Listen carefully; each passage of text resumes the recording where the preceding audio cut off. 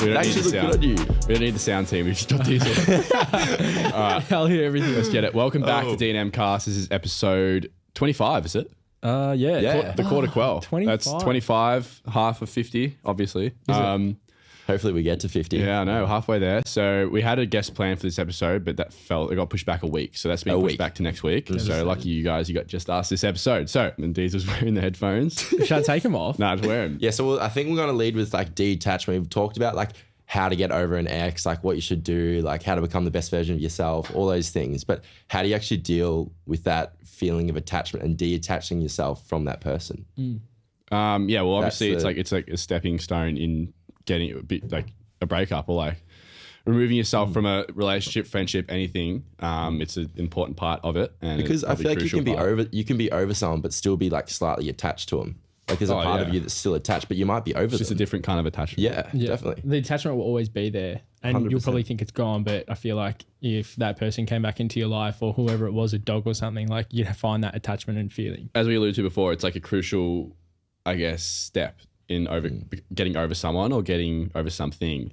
And we just want to, I guess, run through some tips for detachment, some experience, some like anything in between. So we'll get into it. For some reason on my TikTok, I've been looking at all these inspirational quotes recently. I don't know why, but it's just been like, it's like that book. What was it? The Orange or something? Save Me an Orange. By Save Me the Orange. It's just like these little quotes all over my Instagram for some reason. I keep saving them and going through the accounts and stuff. But there was something that resonated with me, and it was accepting that you may never receive an apology.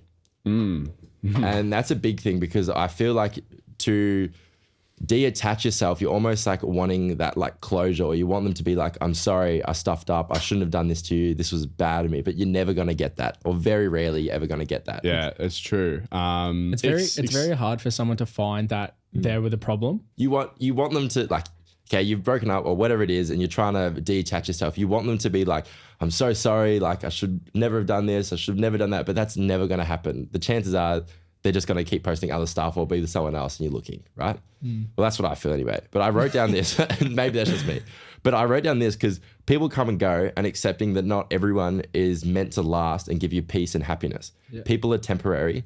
Let go of the need to control outcomes and be okay with the idea of flowing with change. That is adorable. That was something this is a quote that I got off TikTok, and I expanded a little bit, but that's something that really resonated with me. It's been able to adapt to change, that life is spontaneous and certain things are temporary, and understanding that life is unpredictable and going with the flow of understanding the unpredictability nature of life. I feel like at the end of a situation, no one's really right, no one's really wrong. It's just a growing procedure. Yeah, so like definitely. You end a relationship, there's been problems and all that. At the end of the day, that relationship has taught you so much to then grow back on. Like there'll be never a right and wrong. You know what I mean? Obviously there's clear right and wrongs where like you introduce like domestic violence, assault, like all of that. That's the wrong, obviously. That's the obvious wrong. But when it comes to like a little argument over like just say who gets dinner or whatever, like blah, blah, blah, like so and so, like they're just the little things that you never know who's right or wrong. There's never a real like clear. It's your truth. Yeah, exactly. Like, if that makes sense. I don't know. No, definitely. You're saying that obviously on a larger scale when things are there's certain things that are wrong. Yeah. But there's other things where you argue with each other, and there's little like bickers and banters and things on a smaller scale. Yeah. You're never going to get like a right and wrong in those situations. 100%. Let's say Tom, for example. Say Tom, your first girlfriend, obviously your first love. I don't know, first love. Yeah, for example, go. Yeah. Okay. So just say, reflecting on that relationship, would you say that she, you ended things badly because you were in the wrong of situations? This isn't right. The first one's not the right one to do this equation for, but I'll do it for one of mine. I'm not going to specify what, but I think there was something that ended because I think maybe I was in the wrong. Yep. Nothing like sinister or anything. It was just like me being like immature and just like almost stubborn. Yeah. Do you admit that you're stubborn? Yeah. Yeah. And I can be. Being able to acknowledge that and reflect on it and then like cop it or own it is probably a bit more valuable than, I don't know, just being able to always prove you're right. So did you cop it? Did you take it on the chin and say to her that you were? This one, yes. I think I did because it was like it was a couple of years later and we like cross paths again. Yeah. and just reflected, I guess, and just owned it. And Yeah. I don't know the situation. she agreed. so I won't elaborate on the situation. But When you are younger and in certain things, you don't handle things in the best. In 100%. hindsight, you can see how you were immature, but you didn't know that at the time. Yeah. And how you're handling it, you thought that was the best way to handle it. See, like, yeah, what we're talking about, for you to say that you're in the wrong just then, for not saying completely, but like just to admit that you were stubborn in situations, not all the time, but sometimes, like, there you go. That's a great way of coming Back then, out. it's probably singing the song like, fuck your ex, man. None of us. Like, you know, that's just how it is. yeah, well, I think it's just to be able to do that, it's a lot of a stronger trait than any other trait, whether stubbornness or anything like that. So Definitely. And it comes with maturity. Like, however, I'm not saying how old I was when this happened, but like however old I was back then, like I always thought I was right, and I didn't realize I was wrong. So probably a year after, I didn't acknowledge, like, have that conversation with her until 2 years after. So it's like, I think people are tested sometimes with situations, and it's just how you react to them and how you, if you fuck up, it's how you, I guess, make up for it, or like just seek forgiveness almost. And I reckon you do this well by saying the honest truth. Like, you don't fuck around is what I'm saying. And like, you've probably learned that from this relationship. You know what I mean? Yeah, exactly. It's like you learn lessons as you go, and it's like you can take things you've learned from one relationship and like apply it to your next to become a better version of yourself in a better relationship than the last one was. But it's just like, I think if you don't reflect, then what's the point really? Like, Definitely. no contact. Yeah. What are your thoughts on it? Do you think it's necessary? What are your tips if so? Look, I 100% think that no contact is necessary. If you're going to be with them or you break up with them and then you see them with your friend, or you see them on an Instagram story and you go, oh, are they getting with this person? That's just like extra stress. And like, you put ideas in your head that you just don't need. Like, if you don't block them or you do no contact and you see with this particular person in a photo, you go, oh my God, they're hooking up, or that's my friend, or I know this guy. It just too much stress on yourself for no need. Whereas if you don't see it, then it's out of mind, out of sight, out of mind. I think here's the thing. So the longer you keep them around and not go no contact or stay in communication, the more it'll hurt once it actually ends and you actually are forced to go no contact. Because at the end of the day, like, you end up going no contact no matter what. You stop talking at some point. You don't stay fucking best friends forever. So at the longer you hold on to communication, the more it's gonna sting when you like finally let go. And I think if you just rip the Band-Aid off early and just accept, it's over, no contact needed, straight away, bang, and you just tough it out. It sucks, but how do you accept that? Thug it out. We just don't accept it. Well, it's ended for a reason. Clearly, you got to go no contact for a reason. It's probably ended. It's gonna suck. You want to talk to them, tell them about your day, tell them everything you're doing. But it's the most necessary step in detachment, I feel, because it's literally detaching yourself from someone else. Now, this is where some people fall into the trap of talking to someone for so long and telling them their everyday life that they move on from them, block them out, but then find another person to talk to and tell about their life. Yeah. Well, it's like... and that's what I rebound. personally... that's what I personally have fallen in trap of. I'll admit it. Like, everyone fucking does it, realistically. Yeah. Because, like, I want to have someone where I finish work and I tell him how my day was. That's just me. Yeah. Whether that's my mom or anyone. But like, do people... Well, that's like my TikTok quote's coming back to here. But like, it's loudest when it's the quietest. Exactly. And when it's the loudest and you're in your room on a random Wednesday night, you're going to seek to someone, right? And you're going to try and find those feelings you had with someone else, or just feel connected to someone. And it's like the... going back to like no contact, it almost feels forbidden in a way when you like go to message them or you get drunk and you like you tip the scale and you just feel you're waiting all week to get drunk so you can have an excuse to message them. It just feels forbidden at that point. It feels like you shouldn't be doing it, and that's natural human nature to be attracted to like the forbidden fruit. So falling into that trap as well, where it's like, oh, it's Wednesday now, but Saturday night I'm gonna get smashed, and then I like finally message them how I feel.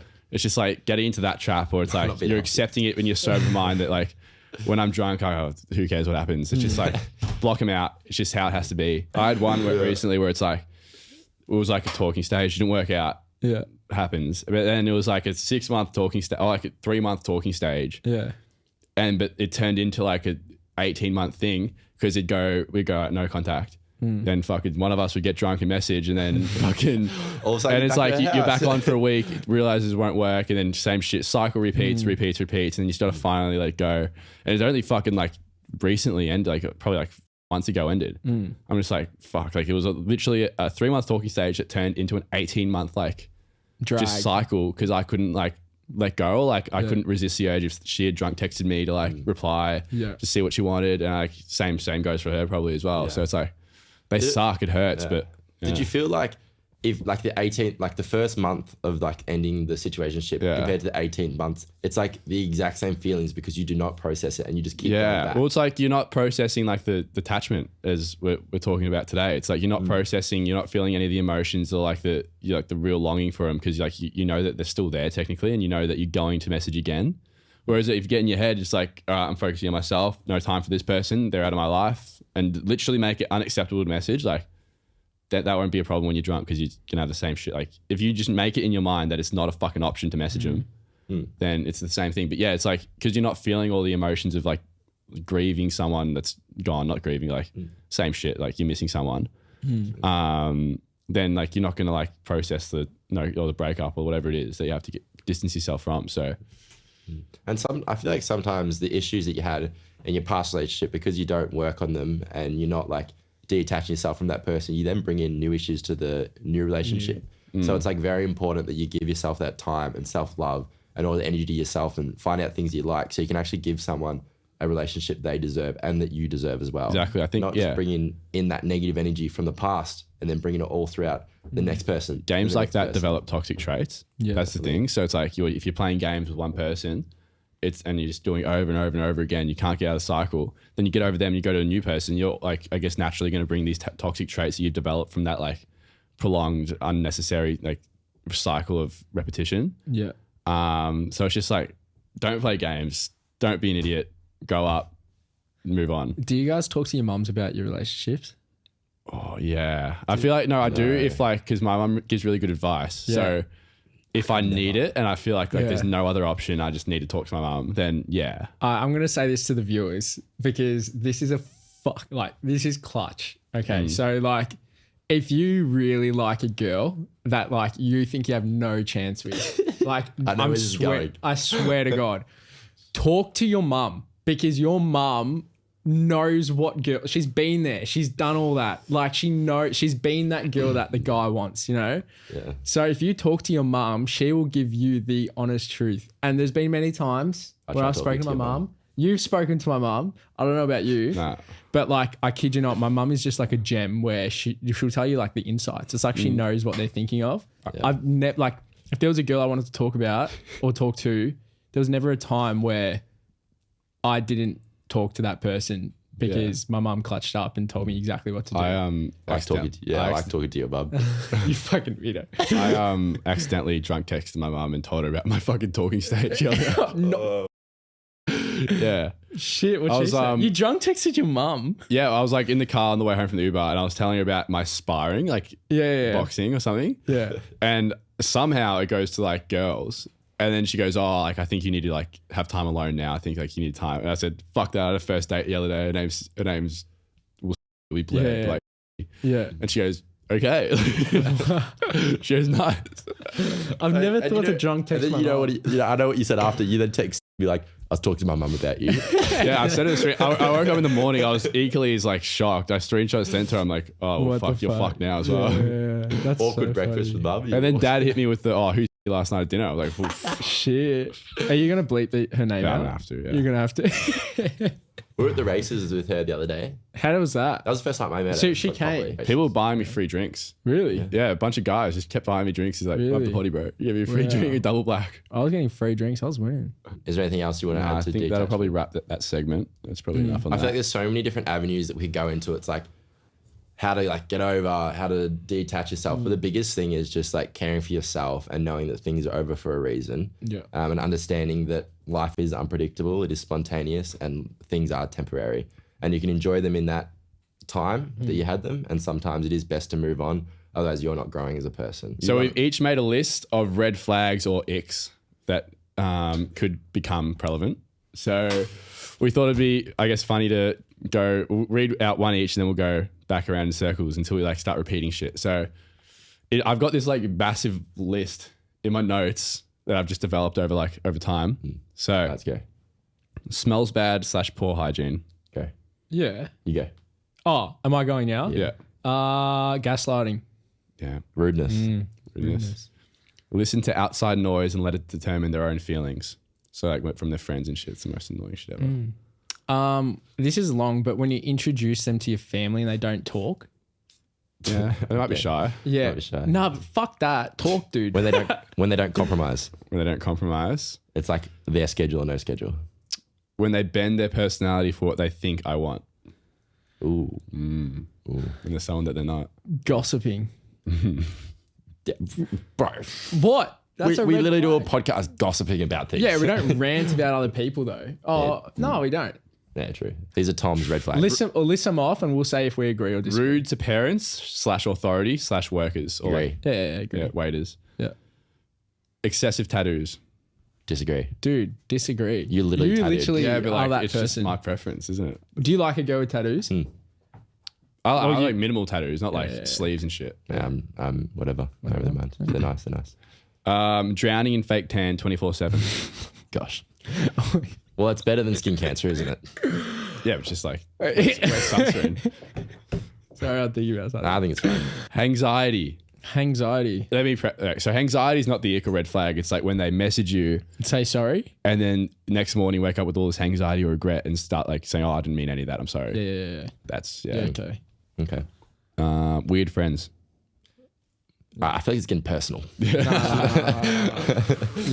I don't know if that'll make it, but yeah, there you go. There's some There's mix. these red flags. This is like true things, like Recent. stories. Oh, here we go. I actually made a TikTok. fucking brace yourselves in. This is I actually made a TikTok about this one, but I deleted it because I wanted to say it on the potty. Sit back and just hear this story. So I helped my dad out at work. He's a builder and stuff. He does a lot of building. And we were working at a psych ward like recently. And my phone was dead. I needed to charge it for the potty because I had it, I think it was that afternoon.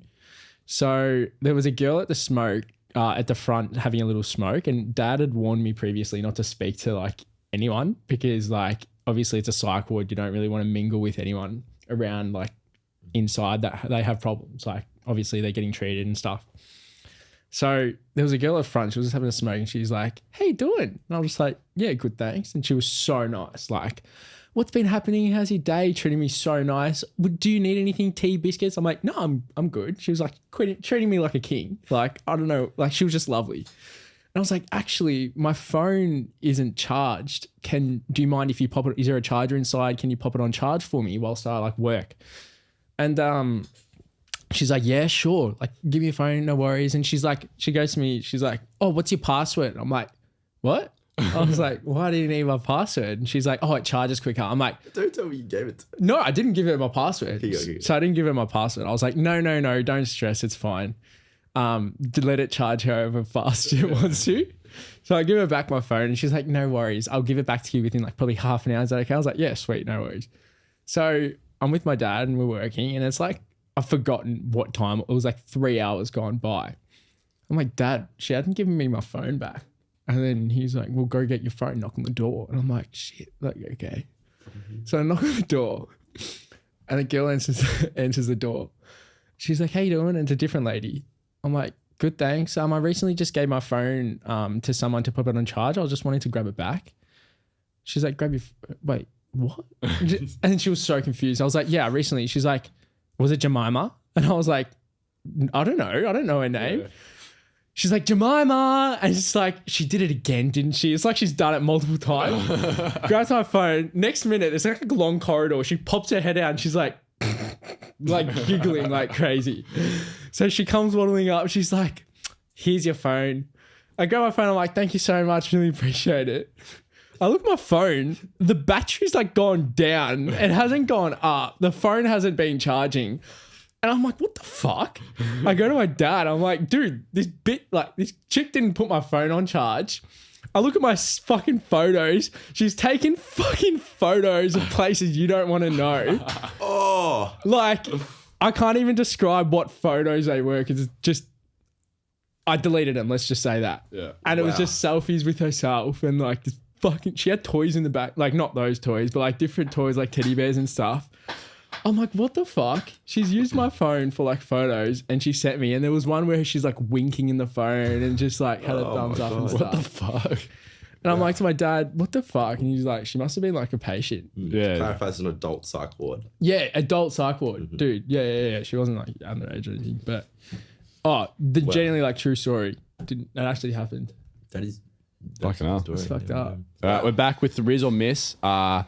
We also took a, I guess, hiatus from this segment. We haven't done this in a while, but we're back with some better than ever Riz or Misses. So here we go, Luke. Take it away. Let's There you go. I was seeing a girl. She asked if I played footy. I said I'm really good. I asked her to come watch one of my games. She said sure. Fast forward a few days, I was unsure if she would actually come. At halftime, I didn't have a single touch. I was having an absolute stinker. Zero super coach type day. As we ran back on the ground for the second half of the game, I noticed her in the crowd. I knew I had to impress her. I finished with 20 and 2. At the end of the game, she came up and said I played great and she was sorry she missed the first half. Relieved, I asked her to get dinner with me that night. She did. That's accidental Riz. Well done. Well done. That Well is done. great. That's great. Yeah. Improv. Unless she's lying to you and she actually was there. She just like was a bit embarrassed. But Still nice. Yeah, I feel like that's happened to me before. I've always wondered if girls want you more if you have girls around you. I decided to test my theory. I had a 22nd birthday party, which I knew a girl I've had a little crush on for a while was going. She doesn't know I exist, in brackets. I have a girl best friend and I asked her to act like my girlfriend around me at the party. Sure enough, I introduced myself to the crush at the party, which I got my girl best friend to storm off and act like she was mad. Oh, shit. I asked the girl for her Instagram, which I already followed, and she said, "Ew, no, you're a cheater." Is this Riz? That Plus, is how not- could have I put this off better? That is not Riz. it's not Riz. Girls That's have fucking girls have girl code. And they yeah, girl struggle code. You haven't done anything wrong technically, but it's like, what the fuck are you thinking? Why would you do that's what? What is wrong with you? Like, you could be tested or something. He was just testing how far he could go, I think. That's the opposite thing to what you do. Look, what was it? Riz, Miss, and Harassment. Harassment. Harassment. harassment. That's a new category. No, we'll say complete. harassment. Harassment. Harassment. All right, here we go. I got another long one here. Stay with me on this one. This is a good one. I used to have a crush on this girl 4 years ago, so I followed her on Instagram, etc. However, at the time she didn't respond. I think she had a boyfriend. Fast forward 4 years, I noticed she's at the same bar I'm at. She was standing next to some mutual friends. I approached them and say hi to the mutual friends. They were standing next to each other and this girl was at the end. I say hi one by one, then go to the girl. Hi, I'm Joel. We have a little chat. Coincidentally, we hit it off. I knew her name, so I secretly searched her IG while talking to her. I realized I followed. I didn't have the space to unfollow, so I quickly ran to the bathroom and unfollowed her. I then go back to the girl and ask her IG. Sure enough, to delete the search history, she then sees she follows me, but I don't follow her. I think she liked me more Yeah. after that. Who's Joel? Is this Sounds Riz? like a familiar story. Who's Joel? This is Riz. This is Riz, but it sounds really fucking familiar. I don't does. know. I think that's Riz. I've heard this recently. I have a friend that his name's Joel, Definitely did this, yeah. and Interesting. it worked. very, very interesting story, that one, isn't Yeah, it? there we go. Wow. Well, whoever Joel sent it in, thanks for sending that in, Joel. That's a great story. I think that was great. I think that's Riz. That's Riz. yeah. So if any of you want any questions or anything for us to answer, themes, whatever, just send them to us. Usually I put a little questions thing on my Instagram, so follow Luke Bailey if you don't. A little shout out there. Yeah. But these are just questions that people have sent them in. Yep. They're a bit rogue, they're a bit random, they're a bit, sporadically spaced out. Anyway, where is Tom playing footy this year? Didn't he play VFL last year? Yeah, no, I'm giving it VFL. Oh, fuck. Giving up the VFL this year. It was, I got delisted from Coburg, unfortunately. That was just... Damn. No, I think it was pretty mutual. I kind of knew it was going to happen. Kind of got really over footy last season. But keen to be getting into it full-time local with Point Cook Central's got a couple of mates down there. Yeah, it's a great club, great community club, and I'm excited to just, I don't know, find the love for the game again, hopefully. How about you, Luke? Are you going to be signing on for Point Cook Central's local? I don't know what I do local. With VFL, I'm playing at Coburg. I've actually had a lot of messages where I'm playing. I'm Coburg VFL. I've signed another year contract there. So I'll be there, but not too sure where I'll go local. So if anyone wants to sign me, reach out. Appreciate it. That's good. Yeah. All right. What benefits have you seen from attending influencer events? Networking. Yeah, I don't know. No, I'm not a big fan of speaking after influencer events or just talking about them, just because breach of privacy type thing. But yeah, networking is a big one. You meet people really cool people with like really cool other networks. So yeah, just probably the people you meet. Yeah, I'd say the same. Just people that you meet, you're meeting some cool people. Yeah. That's it. Yeah, you got anything? I've got one. I've got way more if you want. So this was sent from Bailey Pink, so shout out Baz, good friend of the potty. You're single this time of year, summer and festival season, better with or without a girlfriend? So I will lead this off. So I think summer, I think like it depends who you are, what your personality like. I think if you like prefer to have a girlfriend, it'll carry on all year round. Yeah. Obviously, like festivals are a lot of fun and a lot of fun to be with your mates at those kinds of things. But personally, like I just prefer to like, I don't know. I don't really like being single as it is. So be with someone. Yeah. I don't know. I feel like especially if you're talking about like summer's different, but like festivals and parties and all those summery events, like the festivity season is upon us. I think the nature of festivals, it is probably catered to single people in the terms of like... Unless you go with your significant other. Yeah, unless you go. There's always situations here, but I think in a broad term, I think the nature of the events are catered to single people. However, is it worth 2 days of being single and then not being with anyone after for the next 4 weeks? Yeah, I don't know. I just think if you prefer to be in a relationship that carries all year round, it doesn't go away when the fucking weather's hot. Yeah, personally, just... Fuck that. And I think it can be great. Single. Like you can have like a great summer with your significant other. Like it's so good. You go to the beach together. Like there's so many fun things. Could you go do. To Bali or... Are you going to Bali? I'm going to Bali. You're going to Bali. Just had to tell us you're going to Bali. No, I'm joking. Thanks. Who are you going to Bali with? I don't know. Exactly. You want to say that? How do you guys manage a trio friendship? How do we manage a trio friendship? Like, I don't know, I think it's that hard. Normally me and Tom will get the front of the roller coaster and then we'll put Diezel in the back seat. Yeah. I'm the trial and error. I don't know. I don't think it's that hard. I think you stop overthinking it. It's just normal friendship. It is. Yeah. Well, so you have different, like this is what I'm saying, like blending the two. If you're trying to like blend relationships, different because you have like me and Diezel's relationship is different to what me and Tom's relationship is. And it's different to what Diezel and Tom's, like it's just different. Like, and that's just how you kind of work and mingle all together. Like you just kind of match. And obviously if you're friends then you kind of all work together. Yeah. So it's not really hard to manage the two, I guess. Like, agree. We got like a theme throughout this whole podcast and it's RTS. Yes. So a lot of people have actually asked me because they've seen it all over our comment section, my captions, all over your boys' comment section as well. And it's something that we're taking full stride with the podcast. And so RTS stands for Revenge Through Success. And that's taken from the longer quote because the best revenge is shown through the silent triumph of undeniable success, which is just, it resonates so highly with me because I first heard that quote from my old basketball or boxing coach.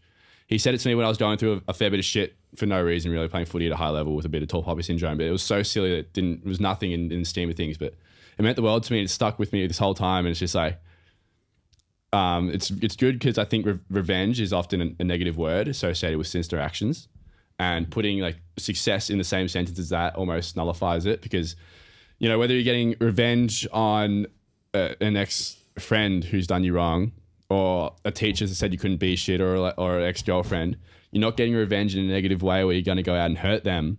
You're getting revenge in a way where you're bettering yourself and becoming successful in your own realm because like everyone's success is different.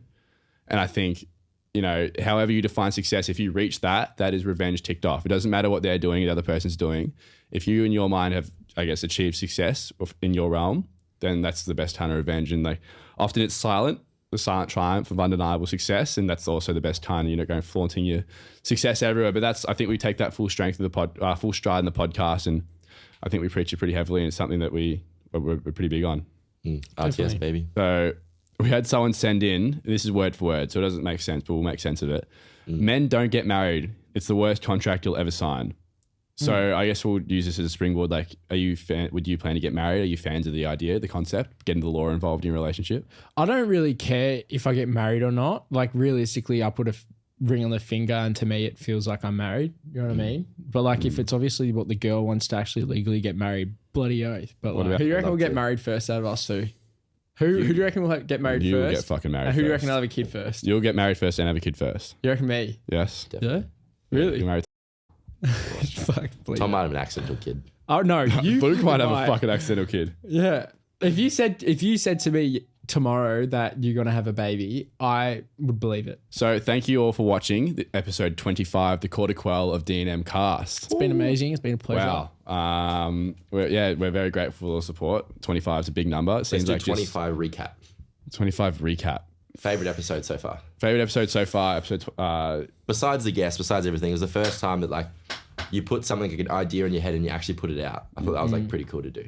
I think it was a great way to say fuck you to the haters. Yeah, it was. It was very satisfying. I'm thirsty. Yeah, we'll see you next week, guys. Bye. Peace out, baby. Thanks.